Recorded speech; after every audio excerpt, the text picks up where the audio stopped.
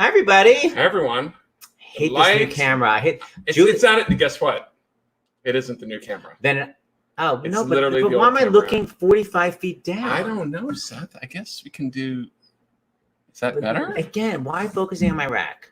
Anywhu, hi, everybody. Seth And the lights here. too harsh. Yeah, because that's Julie. Julie said that at first. But it actually is better, though. I bet if you look at comments. Because she's you will see 19 and we're 90. We cannot have that kind of light on our face. We? Yeah. Anywho, hi, guys. God. It starts in the house. And this is the live stream we do twice a day. We began it mid-March. We began it for the Actors Fund. We've raised over $350,000 for the Actors Fund just from donations, from people just sending in $5, $10, $20, $30. That's right. And as of a week ago, Monday, we pivoted donations for the time being to the NAACP Legal Defense Fund. And unfortunately, we don't have a count of what we've gotten there. Basically, they've been kind of busy. Yeah, I was going to say they're so busy. They've been really great to us, but we don't have a count. But we know that we've been. We know the donations have been really good because we've been reading them. People sometimes, and we want you to do this today. If you want your name read out loud and us to give you a shout out, forward them. You'll donate at naacpldf.org/starsinthehouse. I know it's long, but this way we can keep track. Right, and then you forward your donation receipt to starsinthehouse2020@gmail. And then it can be read on the air. Right, in fact, we want to give a shout out to some people who donated earlier today. I think they just saw one of our previous shows and they donated, which I love. Oh yeah, because this stays up at starsinthehouse.com and people watch it and they continue to donate. So they don't just donate during this hour. They donate actually a lot. We get a lot of donations at night. Yeah, absolutely. Hold on. Will Dr. LaPook be on? Yes, dear. Yes. Dr. LaPook will be on mid-show. Yes. So settle down, Camo. So Frank Wu, we want to thank you for your $150 donation. Thank you. Gail Turner, $25. And she says, inspire and hope for a better world. Yeah, isn't that the truth? Wow. And Francis Milberg, $100. Thank you, guys. Thank you all, and thank you, Hunter Foster. We saw the show this afternoon. Yeah, we're having regional theaters now host during the day. By the way, people really are watching all over the world. Don't you love this? Good morning, Seth and James, 8 a.m. in Manila. I just love that. It's so cool because we're live. We are definitely live. What else do we have to say? Oh, do you want to read?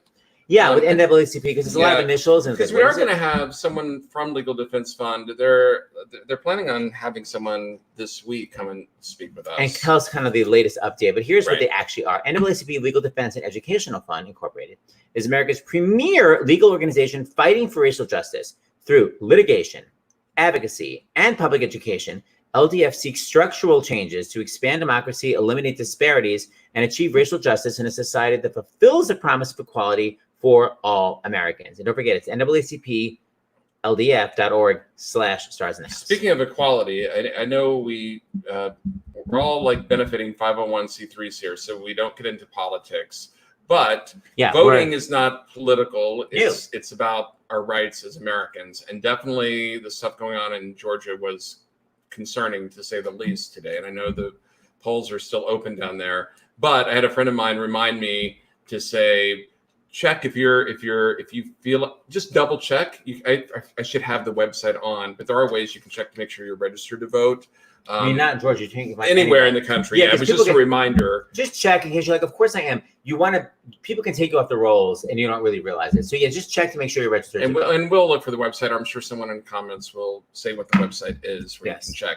But the other thing is, I was talking to Shelley Williams yesterday, and she gave me information I didn't know, which was the latest update about the census is that the new deadline is October 1st. So it's been extended. I know a lot of people are like, oh my God, I missed it. Right. I missed it. And it is super important. So Seth, this I do have ready. So can you put this on as for the label or banner or whatever it is, 2020census.gov. And even if you filled it out, I really feel like you should make sure your family members have filled it out, and definitely your friends, because talk about it being more important than ever. Because I think you just write it out. So it's like, I thought you meant you had. Yeah. 2020. I know we have done it in the past, but So that was from Shelley, and it's really smart. And so wait, people go there and what? If you haven't filled out the census, I just checked right before we went on the air, and sure enough, you can fill it out. And it is, as Shelley reminded me, it's anonymous. You know, it's like you don't you have can't to get busted for right. whatever issue Whatever you're being busted for. right. It is anonymous. Yeah. Okay. So there we go, Seth. This is an eclectic show, and I love it. Yeah, I'm really excited. So we're going to start. You know, we're obsessed with animals. We have a dog or 4 and a kitty cat. And here's a man who has 4 times that amount. Please welcome Mr.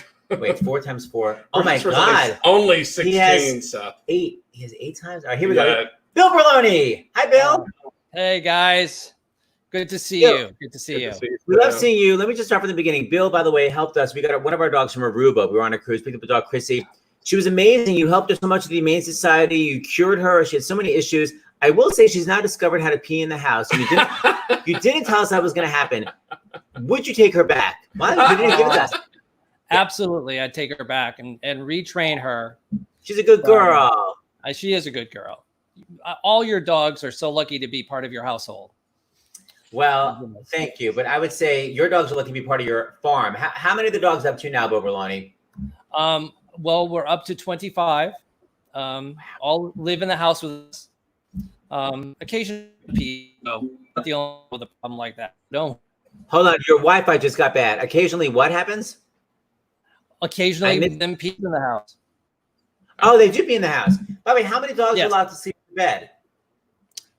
4. I applaud you. Okay, so what if you don't know who Bill Berloni is? He's basically the animal trainer of Broadway. He began with. Sorry for the bad piano playing. He began with Annie back in the day, trained Sandy, and since then has trained all the animals on Broadway. They're all rescues. Broadway, and he does tons of TV and film. Of course, the horrible part right now is that we're out of work, but all those dogs are out of work, and that's basically your income because you do all that volunteer work for Humane Society.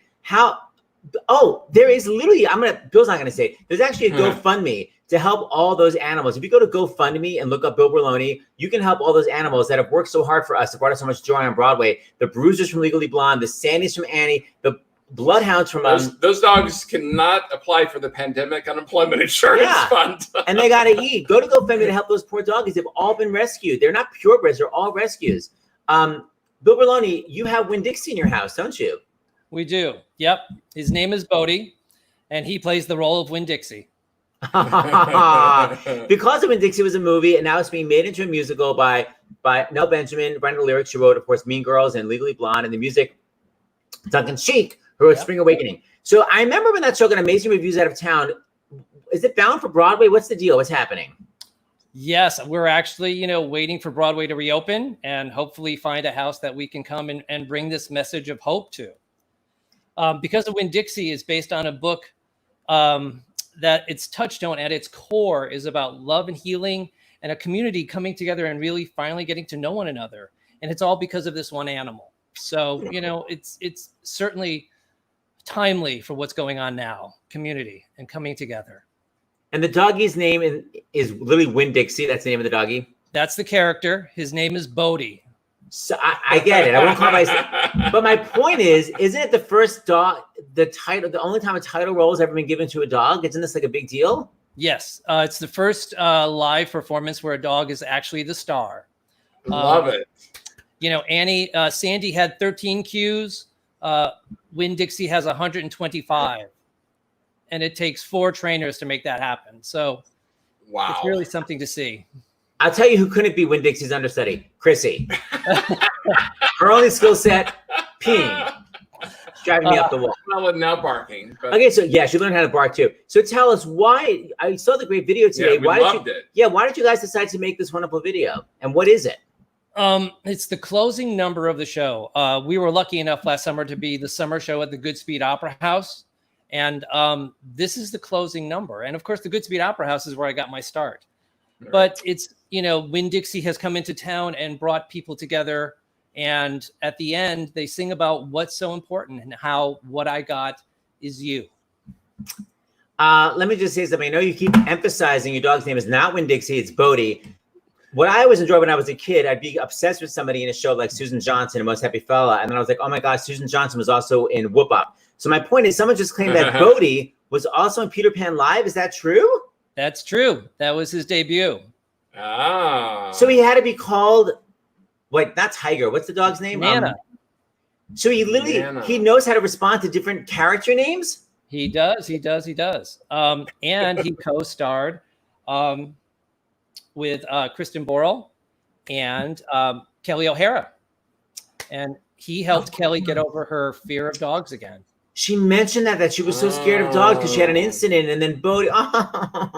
Okay, so this video we're seeing, is this the cast that did it at Goodspeed? Who are these people? This is the Goodspeed cast. Yep, we got them all together, and they wanted to share this message. I love it. And is Winn-Dixie in the video? Oh, he is doing his Bodhi things. I'll tell you guys a secret. You know where his name came from? Where?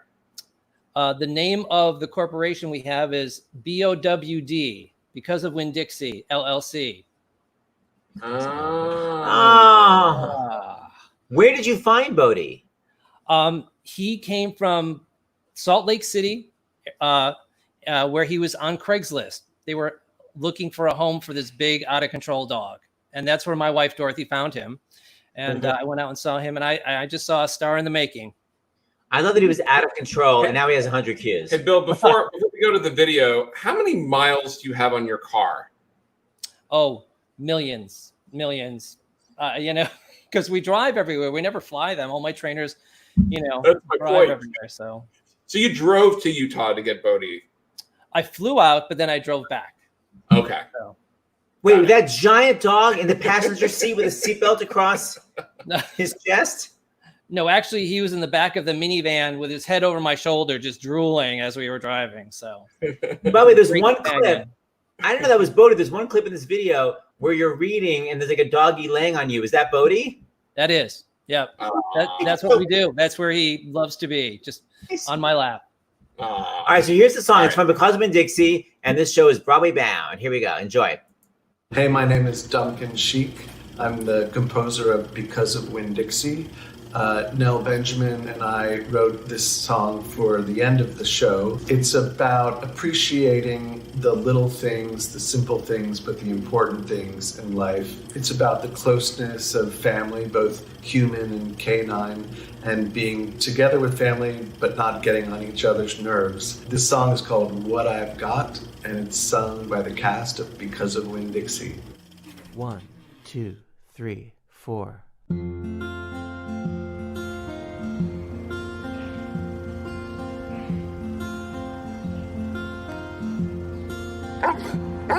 Last Saturday I hoped to take my baby on a spree. Looked into my wallet, I had $1.53. Now honey, I know $1.53 is not a lot, but I'm learning to be grateful. What I got may not look like much, but what I got is mine. I'm not rolling in the blessings, but I'm doing fine. People wonder why I'm smiling. I always can make do with what I got when what I got is you. When what I got is you. I know that folks look at me saying, how does she scrape by? The stove will break, the window will blow, but do I sit and cry? No, life has not been lavish, so what if it's not? I'm learning to be grateful for what I got. What I got may not look like much, what I got is mine. I'm not rolling in the blessings, but I'm doing fine. People wonder why I'm smiling. I always can make do with what I got. With what I got is you.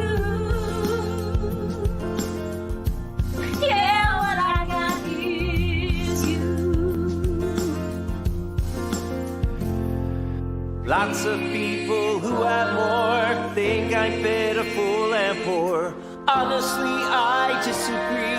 They knew you, they'd envy me. Don't have much to shout about, but I'm not down and I'm not out. Got my friends and family, got my life ahead. Some people like the high life. I can see it's got allure. But ask me if I'll trade for it, and I will tell you sure. But as long as I'm not lonely and there's coffee in the pot, I'm learning to be grateful for what I got. What I got may not look like much. What I got is mine. I'm not rolling in the blessings, but I'm doing fine. People wonder why I'm smiling. I always can make do with what I got. When what I got is you. With what I got, when what I got is you. With what I got, when what I got is with what I got, when what I got is with what I got, when what I got is with what I got, when what I got is with what I got, when what I got, with what I got, when what I got, with what I got, when what I got is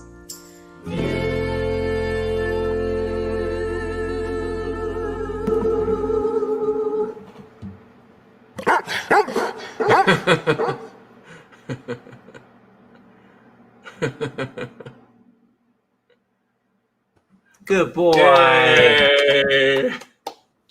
Well, good. Still good to see that again and all those people. Right? Certainly a message for our times. That's for sure. You know, I love it. yeah. So I'm hoping you guys get to see it someday. You know, We will. And you guys are the guardian angels. I mean, geez, you do so much for so many people. You know, we love you for it. That's for sure. Berloni, before you go, I was just telling James, we got to do our yearly Best in Shows fundraiser for Humane Society this way, because finally performers can all be in their houses with their doggies. My doggies can finally be in the fundraiser. That's true. That's true. We just have to figure out a way how to do it. But yeah, You know how to do it. You know how to do it, girl. Please. All right, we'll talk to you soon. What am I saying? Yeah. Bye, Bill. Bye. We'll see you so soon. Okay. Bye, Bill. That was great. What I got is one. All right, so the rest of the show. You dared to think that we didn't know how to I do know, but I it? figured out how to do it. I'll do it tomorrow just Exactly, to spite him. just to show him. God. All right, Seth. So we are going to talk about on this show diversity with an excellent aigu on Broadway, how we can get more of it and why we don't have it. So I'm first going to bring on stage manageress, who lives, by the way, basically down. Manageress. It's the feminine. Talks that way. It's the feminine of stage manager. Lives down the block from me, Miss Beverly Jenkins. Hi, Babs. Hello, darling. How are you? Glasses on, glasses off. It all depends on if I want to see. So there you go. You know, you can keep it on. It's fine. Although at my age, maybe you don't want to see me. And then Hi, Beverly. Hi, James. How are you, love? He's fine. Conductor to the stars, Mr. Joe Church. Hi, Joe Church. Hi, Joe. I think you're muted. Did you mute yourself? Okay, wait. Do I unmute you? No, I think he's muted. Yeah, girl, Joe. You take it off. You gotta unmute yourself. There we go. Yeah. I don't know what. There yeah, we are. there we are. Beverly Jenkins. And finally, Joe Church. Following me everywhere I go, or the other way around. I don't know. I love the Tommy poster. And violinist to the stars, my pal, Mr. Ashley Horne. Hi, Ash. Hey there. How you doing, Seth? So good to see you all. Good to see you, Joe. Good to see you, Beverly. Good to see you all. This is James. It's good to see you. Really, really fantastic. Let's all figure out when we've worked together. Joe, I've never officially worked with you. Information.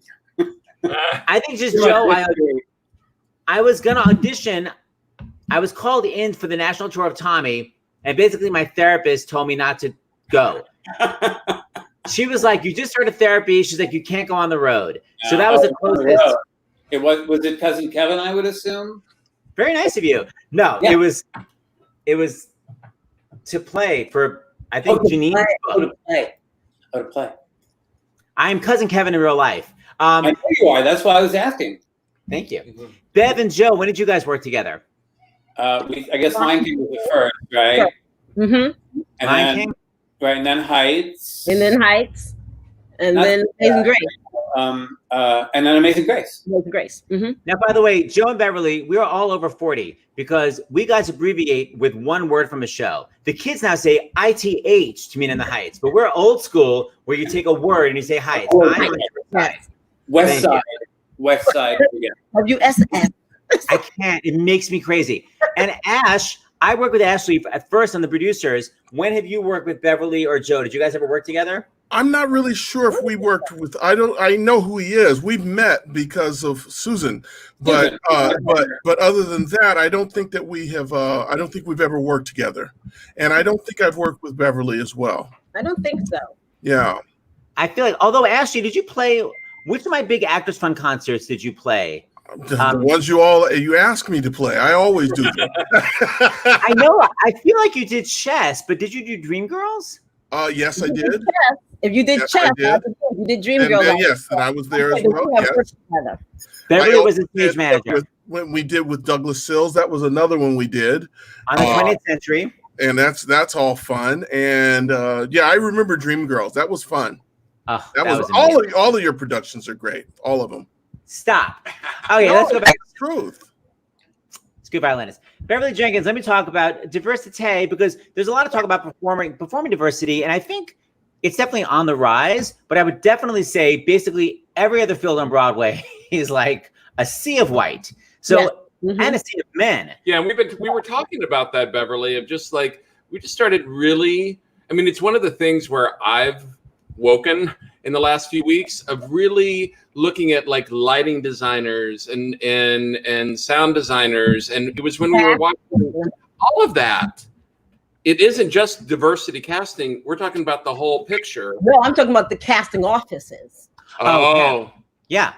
So Bev, how did the whole time, you know, now that we're all on quarantine and everyone's posting like, this is my Zoom meeting. This is my Zoom meeting.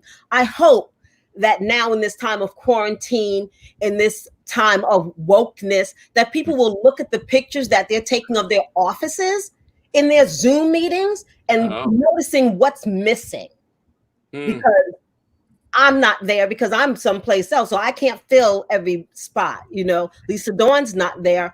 You know, Kim Shaw's not there. She's a company manager. We're not there. Are you trying to bring other people? Are you looking? Are you asking around? Because there's no one in these offices. And if they are, they don't have any authority. It was awakening to me. It was an awakening moment for me to actually see these offices in these Zoom meetings. It was like, come on, people, we got to do better. I know, and I don't believe that people purposely don't hire.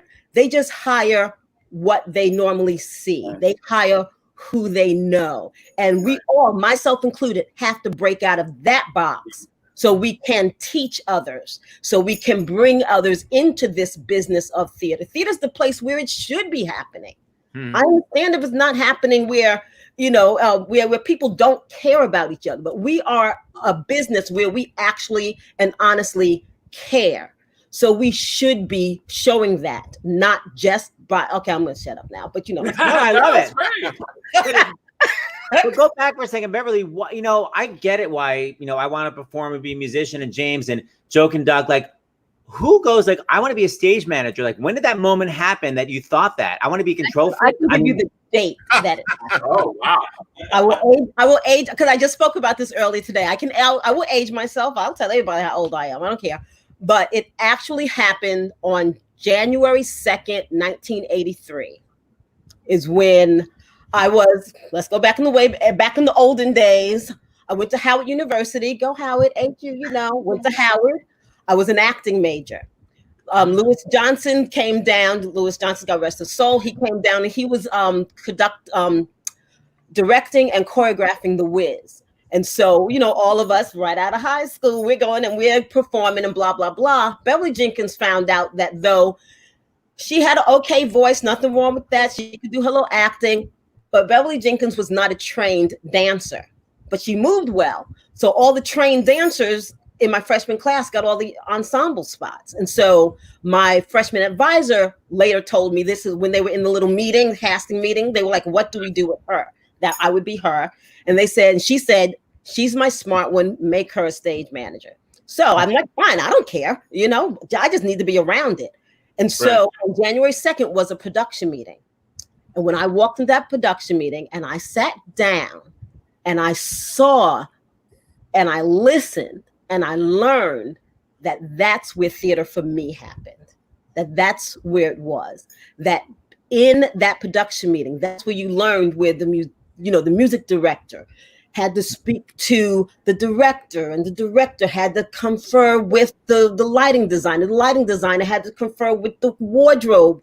It was just amazing. And I have a nurturing soul, and I'm like, I would love to try and keep all of this together, to keep the integrity of the show together. So that's where I learned that I love doing what I do. And you've been doing it brilliantly ever since, man. Thank you. Thank you.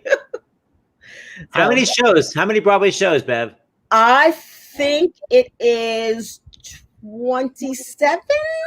That sounds about right. Beverly, I mean, being production stage manager is definitely a place of authority. What? That's right, James. What were you saying?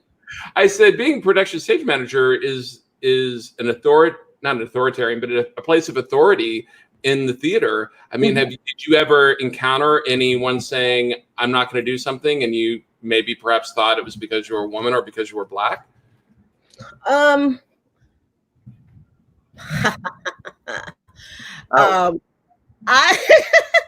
because I was a woman or Black, they were not going to do something. I have heard that there were, I'm going to say no, not really. Okay. I'm going to say that anytime I have encountered something like that, is that people think that they know better. And so I take them to the side and we discuss it. And so get down to what is the real issue, because it's not what I'm asking of you to do, but it has to be something else. And so I have taken people aside and say, all right, we're gonna have a little power. I can't say that. A little talk about this. Yeah. I think I cut myself. Yeah, we're gonna have a little talk about this, and it works. I did have my issues on my beloved Bringing the Noise, Bringing the Funk, but I'm sure the other two production stage managers before me had their issues also. But I had to. But by the end, those gentlemen understood that I loved them, and that I would do almost anything for them. A lot of people talked about them, but I didn't like that. I was their family. I could talk about them. I have gone into theaters where it's like, hi, I'm Beverly, I'm Black, I'm the qualified production stage manager. And I have heard from other people, oh, you're going to get pushback from so-and-so, you're going to get pushback from so-and-so. But I don't take that in. That's not my person. I go in and I deal with whoever it is one-on-one. So being a stage manager is a lot more than calling cues. There's a company manager, nurturing therapy, social worker type atmosphere. Yes, absolutely. You have to. I call it the care and feeding of the show. You have to take care of. You have to take care of the show. You have to call your cues. You have to make sure that you have the right number of people on stage. You have to do that, but you also have to genuinely care about the people who are coming into that building. And I'm that type of person. I care about I really do. I care about the people, because we spend much more time with them than our own families, as you all know. So let's try and make it a nice place to go to. And if it doesn't, it eats at your soul. I remember I was working someplace. Can I curse? No? All right, I won't.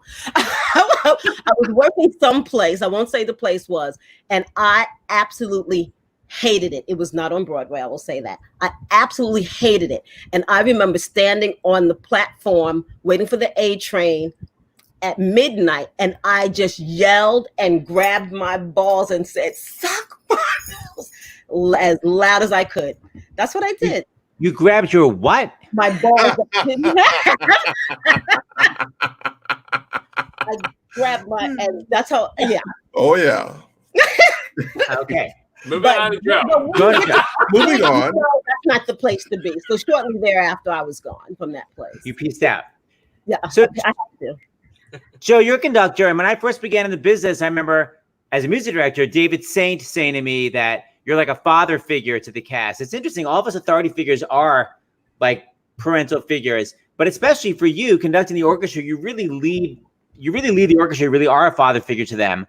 And what I loved is that I'm going to read. Joe had this amazing post on Facebook.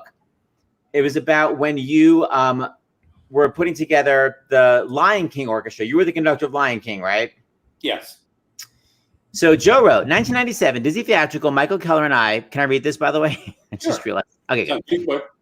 Set out to contract a pit orchestra whose rainbow of colors would echo what was on stage. We were proud of our work because until then, segregation was the rule in Broadway orchestras, intentional or not.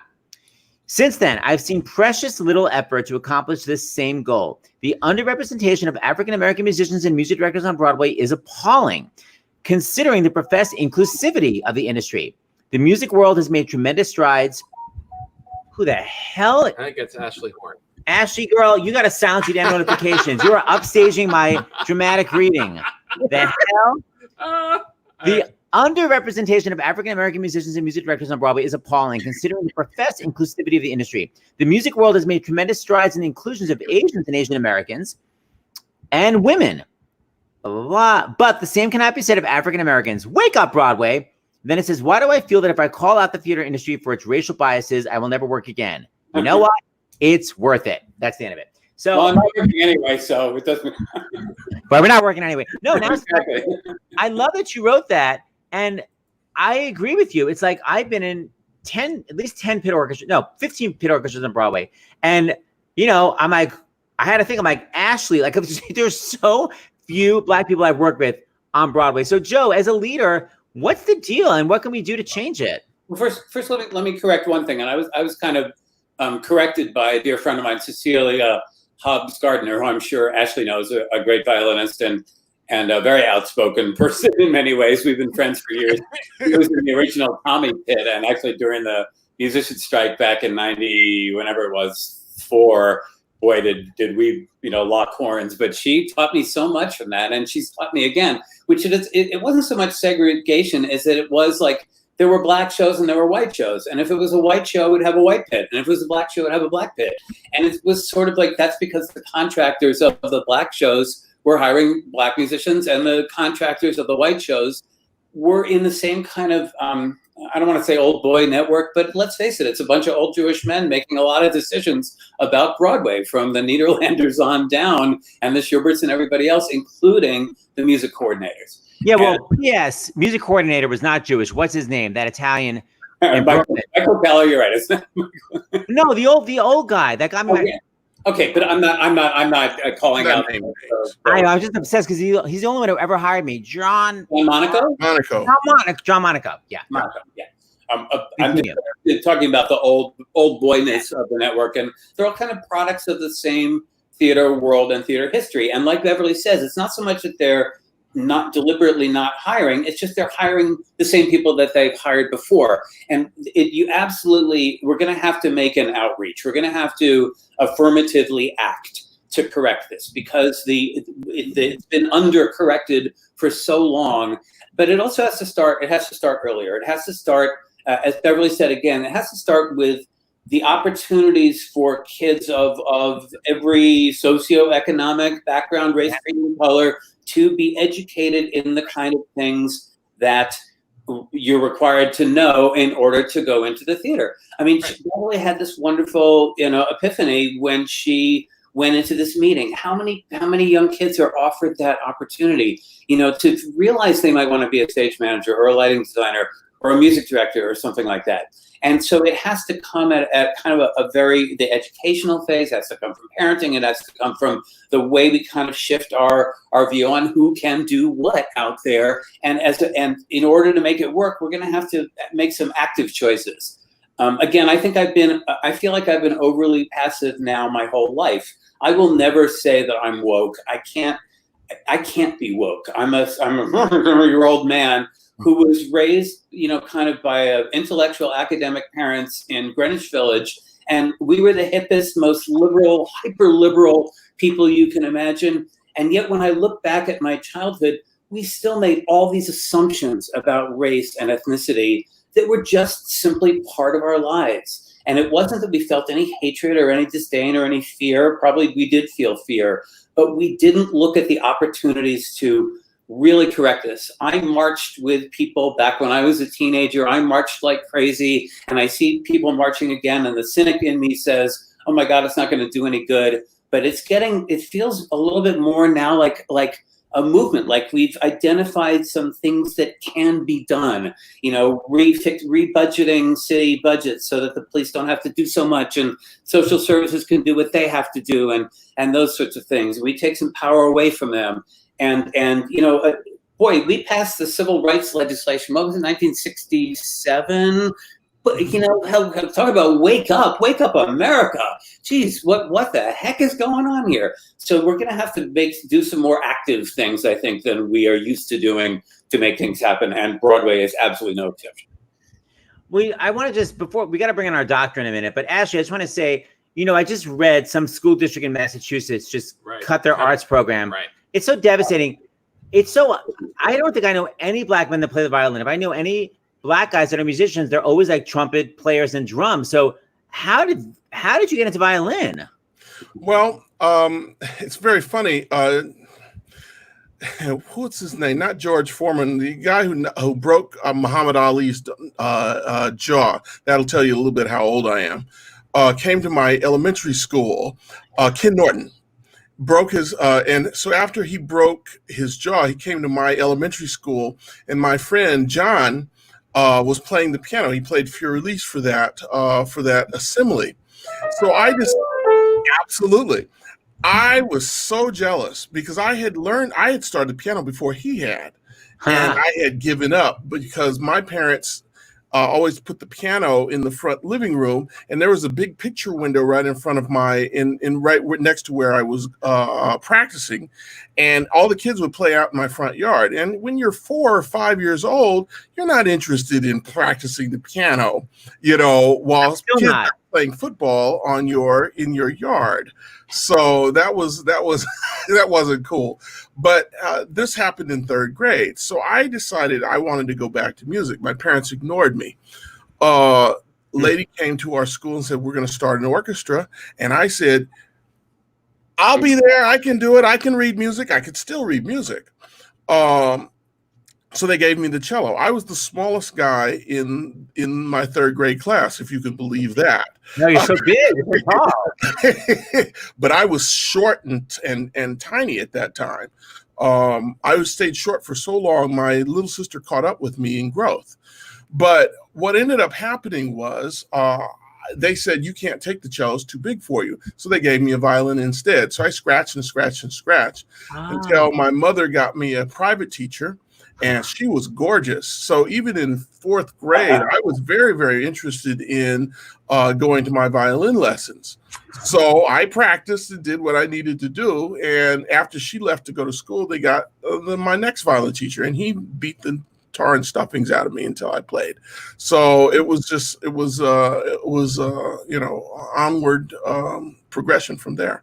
A confluence of events. Yes. All right, we're going to discuss more detail, but we have some medical questions. I don't know if you know, but the chief medical correspondent for CBS is also our chief medical correspondent. So please, we're going to bring you guys back in a minute. Take a break, everybody. So Bev, come back. Joe, come back. Ash, come back. Please welcome Dr. John LaPook. Hey, guys. How are you?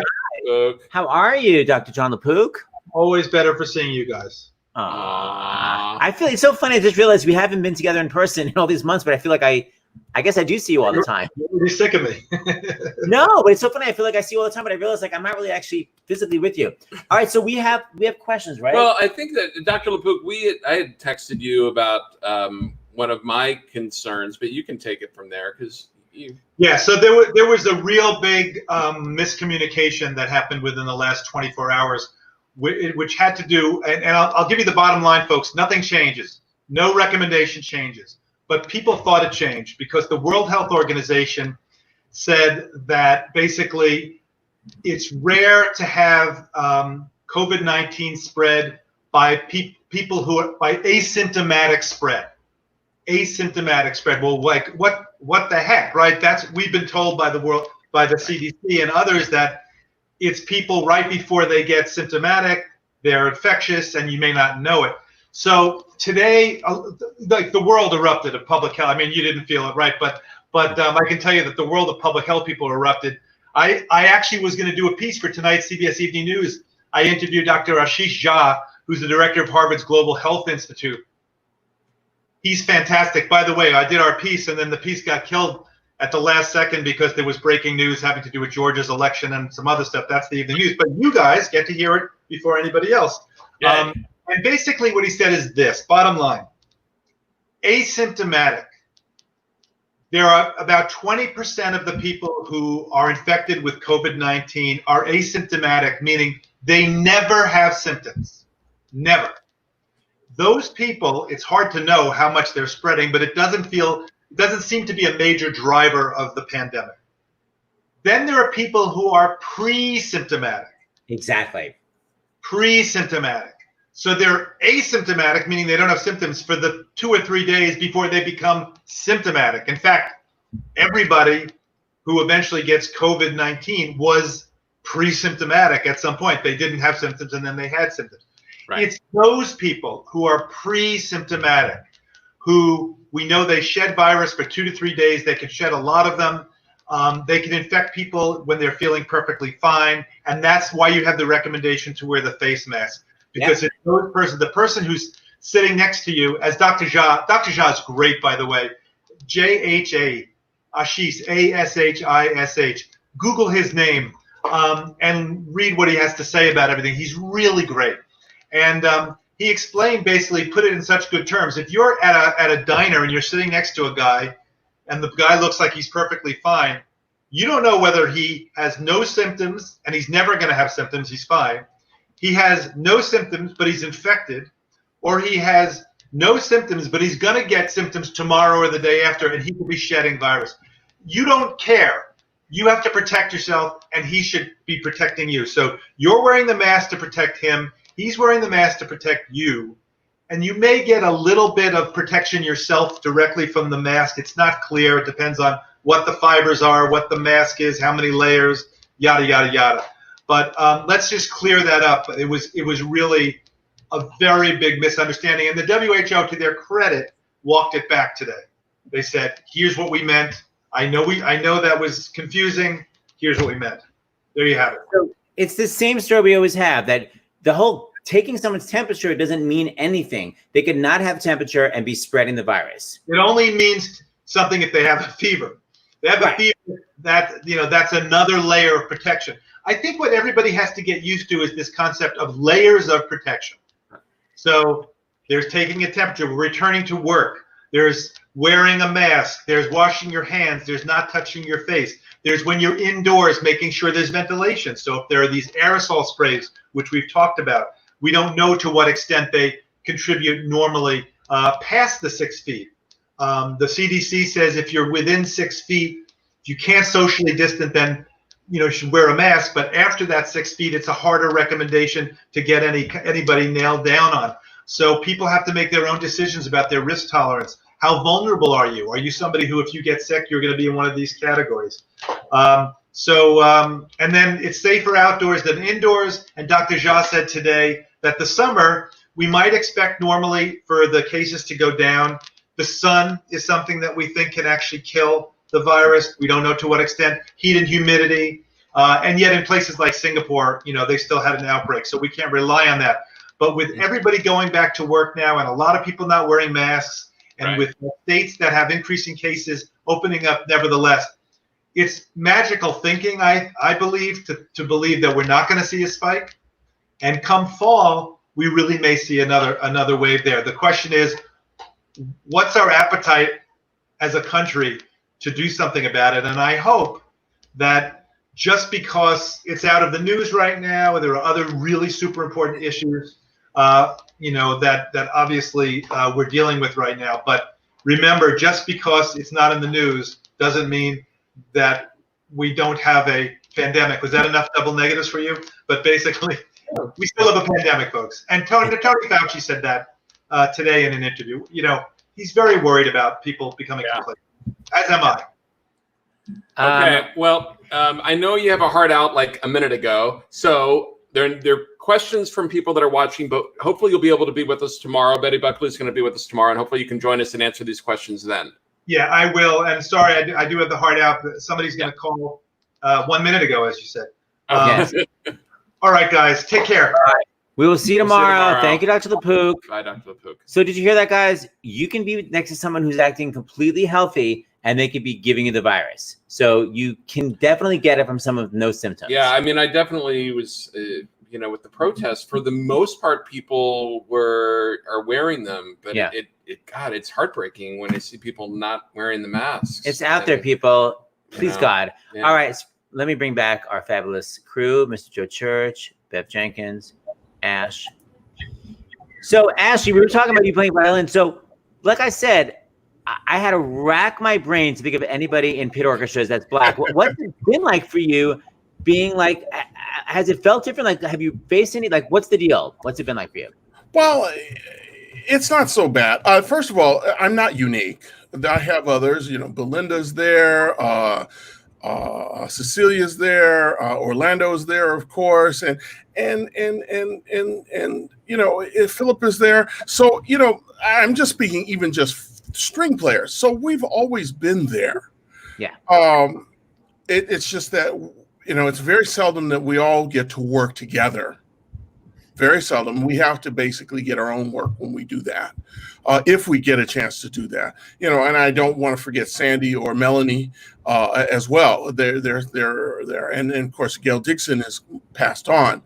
And there are others. There are others who have done it. So, well, it doesn't help that the orchestras have been cut down so much either. So especially the string section. Absolutely, absolutely.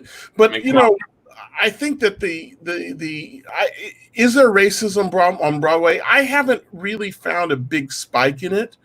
I think that the biggest point of racism that I had when I was on Broadway, and Joe's going to know who I'm talking about, was I was in a union meeting, and a French horn player said, every time I turn around, a Black person is getting another show. Black people have all the shows. So, and I'm looking at this guy, and I'm like looking at this guy, and he said it, as a matter of fact, in the union meeting. Everybody's heard this guy say that. And, he's not working very much. And matter of fact, maybe not even at all at this point. But because he's a known bigot. But that's basically the only real negative thing that I've had to encounter racially on Broadway. Well, how can we get more Black people in orchestras and studying music? What's your advice, man? Well, the reality is that there are more that are studying it right now, and the Sphinx competition is showing that. The Sphinx competition in Detroit is showing that, and it's really bringing up the standard of professional string players. Let's just talk string players. The brass players and the woodwind players, they've always been around. They've always been doing this or that. But the string players are the ones that really require a little bit more exposure. And so I think that it's coming as time goes along. I don't know, the Black players themselves are bringing in Black people, Black subs to come in and play. And so there's an effort there that's going on amongst us string players, Yeah, I mean, but as James says, it is depressing. It's being cut. I mean, that's sure. Absolutely. Joe, that's like my cost to live. But actually, I thought just for funsies, because we've done a lot of benefits.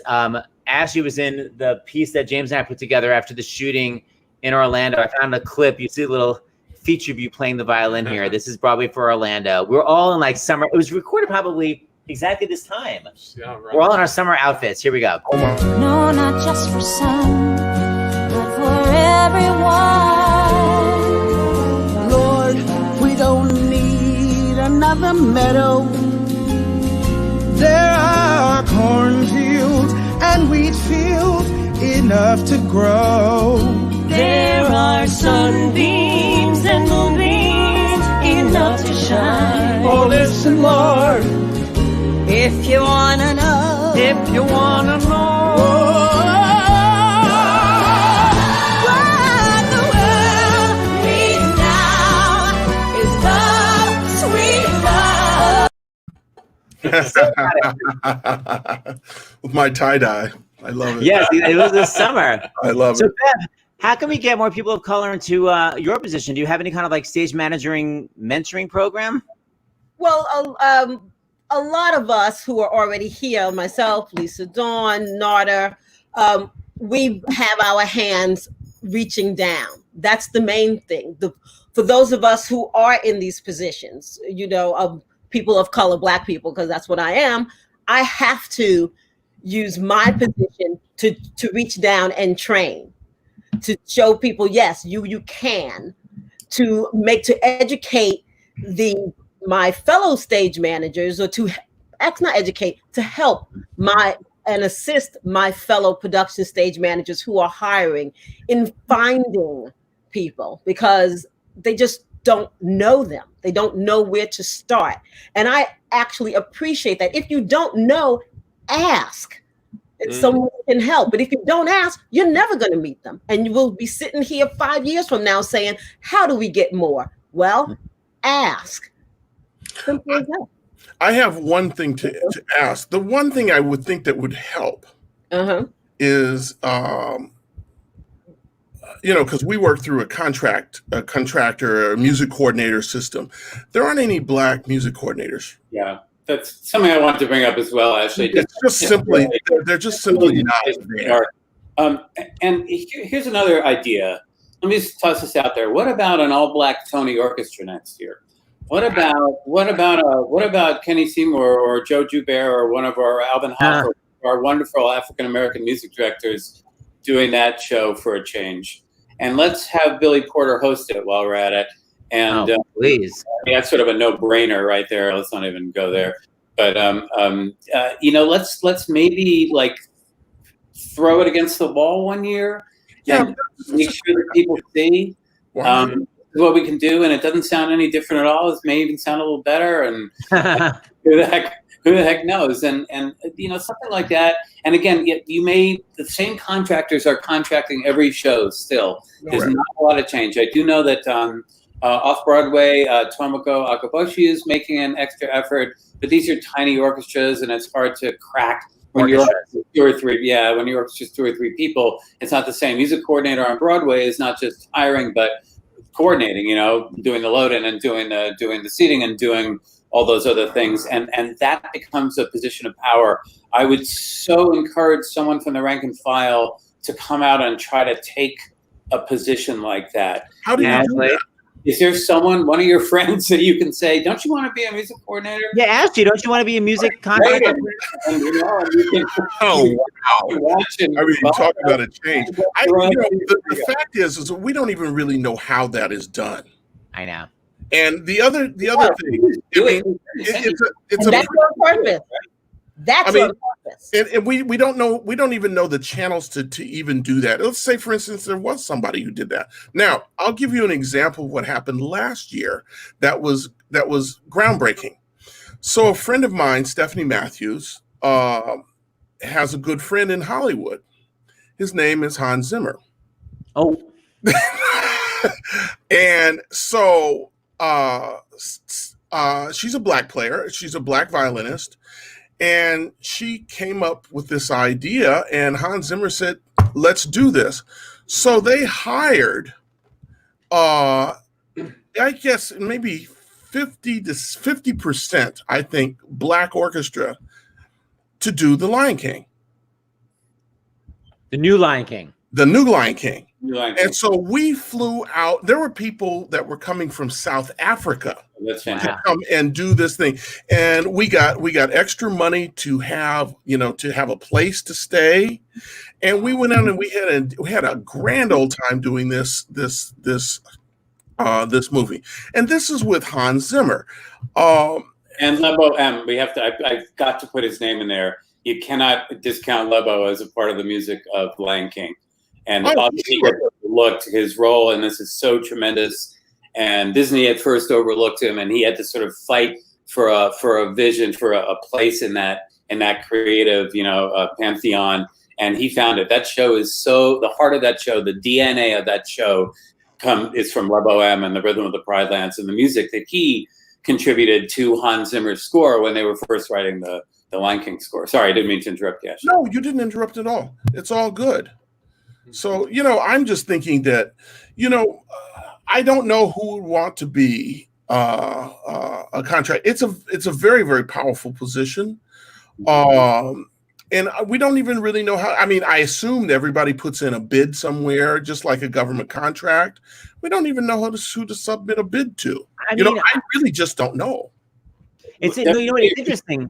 I was going to say the whole union to do a one of their seminars on like how does someone become a music coordinator. Right. Maybe they can get Keller and Miller and Monaco and the gang together and say, how did you get where you are? And look at what's happened now is that the business is handed down from one person to another. I mean, Keller's business is now Mike Aaron's business, and and as they get older, and I think John Miller will eventually just sort of filter out. So maybe that's a good way to do it, is approach the contractors who are currently working and say, can you tell us how this is done? How you get there? How can we be you? But also, it's like there's no rule about how many shows a contractor can do, and like one contractor will have like 10 Broadway shows, and it's like this people doing it. I mean, there's only that many. There are just so few. Right. James and I keep saying like this is a great pause on Broadway to see what we can fix. Well, nothing's happening. It would be so nice if Broadway came back and a lot of these issues were fixed, since nothing is happening right now. So it's fixed.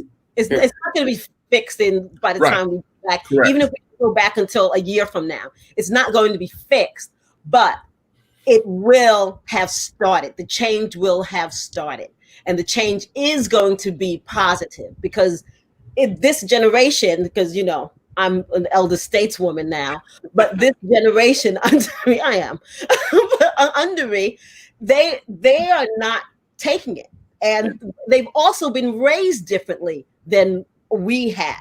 They've been raised with their eyes open.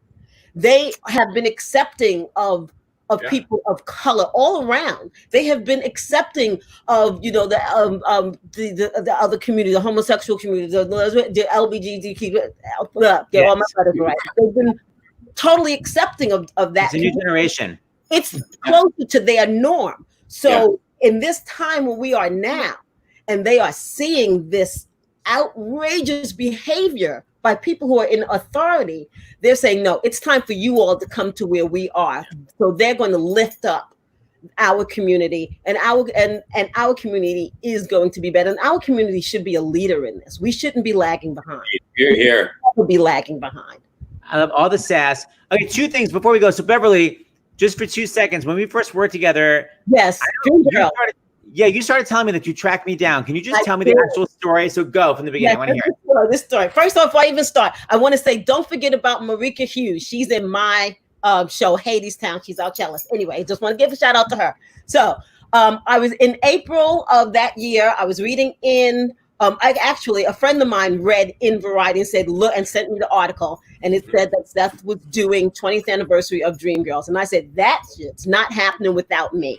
And so I did. So fast forward to that same week or whatever, I was on Lion King I was on Aida at the time. I don't know. I was on Aida. Right. And we were doing Easter Bonnet at the new AM, and you were hosting. And towards the end, I hunted you down and I said, Ty, Seth, I need to be the PSM for Dreamgirls. You heard me because Andrew Cato tracked me down in like June, and July 8th, we started what I like to call our out of town tryout, because it went on forever. July 8th, we started rehearsals, and we went through 9/11, and it happened, and life was great. And so I tracked you down. I told you I was doing that. A, I love that story. I love the harassment. B, I brought 2 clips to bring back memories. First, I have this one really fun clip of one of our final run-throughs. Remember we had those weird studios on 42nd Street that were like scary, but they're great acoustics. So this is the great moment where Heather and Lily is face off on a high E, and a lot of the ensemble people hadn't heard it yet. So you see like Orfeh in the background, like freaking out from it. But here, you'll appreciate this moment. Here we go.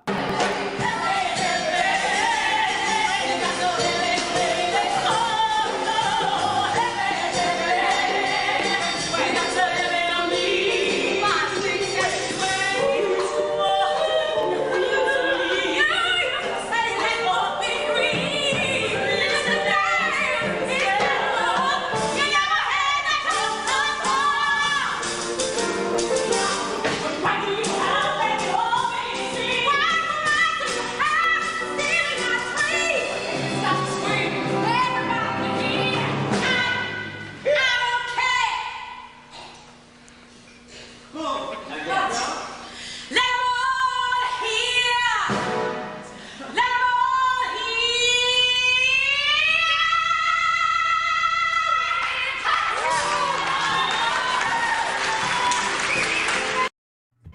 Yes.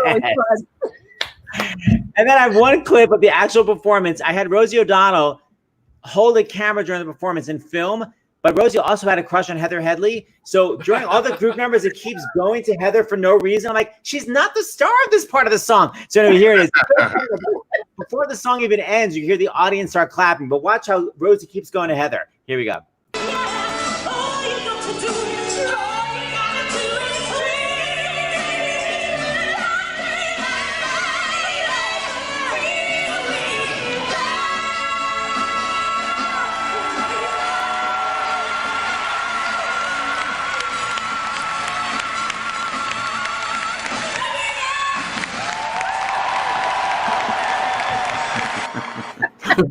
Heather.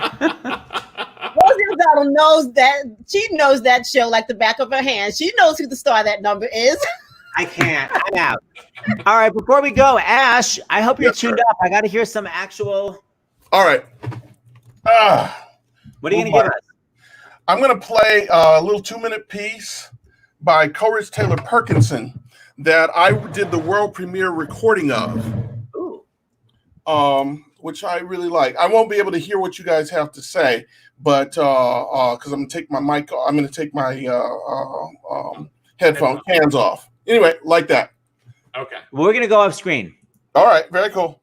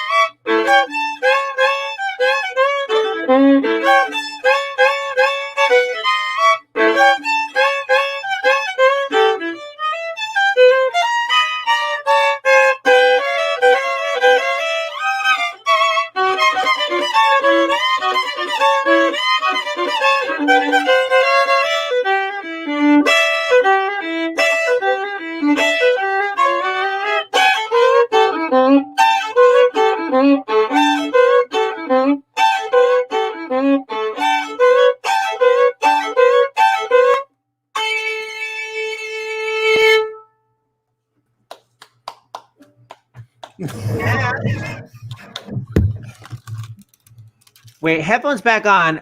Okay, first of all, the intonation was so amazing with all those effing double stops. I'm so.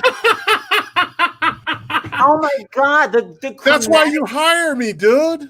But, lady, the chromatic double stops, it doesn't give you a splitting headache? No, that's what I'm, dude. When you transpose at sight, You sit there and you just make my head spin. That's you know not what I'm hard. talking about? No, not just anybody can do that. I'm so sorry. I'm sorry, playing double stops. You are freaking awesome, and you know that. I'm out. Okay, I'm bringing back. We're all going to say goodbye. Hi, Hey, Joe. Susan, how are you doing? Here too. Susan wanted to say hi to you guys and to Ashley. Hey, Susan. Ashley, Beverly, Unbelievable. I loved it. and you know Beverly. Thanks so much. Yes, he does. I love it. Everybody's here. All right, guys, such a great conversation. Ashley, that was amazing playing. Bev, you got the sassafras. I'm going to see you at our post office. Yes, you will. We're in the same town. Yes. But we gotta figure out what we could do with 802 and about changing some things before we go back, especially the whole contractor monopoly. Yeah. Let's talk again. It's not that these guys aren't nice people. You know, some of them are very nice, some of them are less nice, but it's nothing personal. You know, they're all wonderful, wonderful people. The finest. Absolutely.